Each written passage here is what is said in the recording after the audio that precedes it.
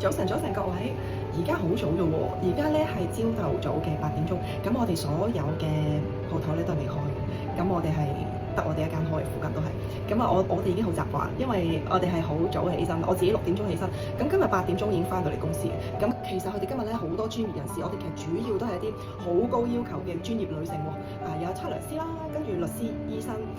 醫護同埋老師，我哋今日都有喎，咁所以咧我哋必須要做好啲，我哋每一日咧都要好堅持我哋嘅專業，同埋我哋要好俾心機咁樣去做，咁所以我哋嘅客人咧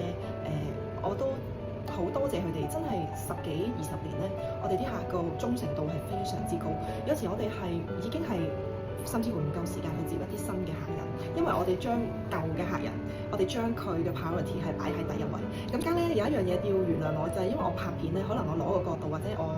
唔係好花巧，我都盡量去原片咁樣去出翻俾你哋。係因為我自己拍咧，有時係最直接啦，同埋係最真心，而且係最快嘅。咁所以有時有啲片咧，我就盡量簡單為主，希望分享一啲小知識俾大家。記得follow 我哋嘅IG 同埋我哋嘅 Facebook。好啦，我哋遲啲見，我要做嘢啦。